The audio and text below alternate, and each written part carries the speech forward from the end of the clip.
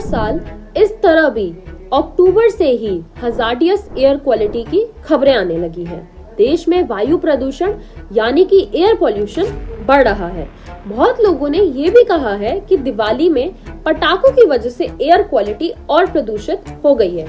पर क्या यही एक रीजन है पॉइजनस एयर क्वालिटी का? आइए जानते हैं इस वीडियो के थ्रू। दिल्ली में अभी के टाइम पे सांस लेना भी एक लग्जरी आइटम बन चुका है, क्योंकि वो हमें आसानी से मिल कहाँ पा रहा है। वो भी इसलिए क्योंकि दिल्ली का AQI यानी कि एयर क्वालिटी इंडेक्स के तौर पर Delhi is the most polluted city right now.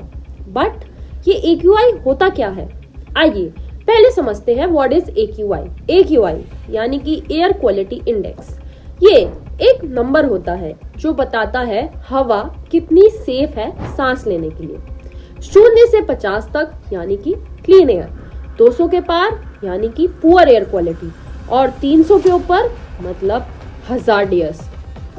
Shocking बात तो ये है कि बहुत सारे इंडिया के शहर जैसे कि दिल्ली, गुड़गांव, लखनऊ और पटना में AQI रोज 400-500 के बीच रहता है। जरा सोचिए 400-500 के ऊपर की एयर क्वालिटी कितनी हजार्डियस हो सकती है।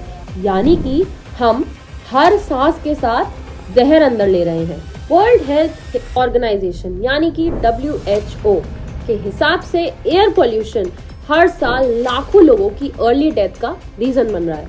कभी सोचा है हम इसे कैसे कम कर सकते हैं? अगर हम एक रिस्पॉन्सिबल सिटीजन की तरह कुछ मेजर्स लें तो हम इस सिचुएशन को काफी हद तक कंट्रोल कर सकते हैं। जैसे कि कारपूलिंग, अननेसेसरी ट्रिप्स को अवॉइड कर सकते हैं और अपने एरिया का AQI चेक कर सकते हैं।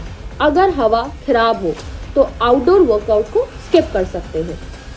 और सबसे इम्पोर्टेंट, अवेयरनेस स्प्रेड करेंगे। तो दोस्तों, ये प्रदूषित हवा सिर्फ लंग्स को ही हानि नहीं पहुंचाती, बल्कि बहुत सारी बीमारियों का भी कारण बनती है, जैसे कि heart attack, skin dullness, acne और प्रीमेच्योर एजिंग। इतना ही नहीं बल्कि एलर्जीज, अस्थमा और क्रॉनिक कफ ये सब कॉमन हो जाता है। बच्चों में ये ब्रेन डेवलपमेंट तक भी इफेक्ट कर देता है और बुजुर्ग लोगों के लिए ये लिटरली एक लाइफ थ्रेटनिंग सिचुएशन हो सकता है।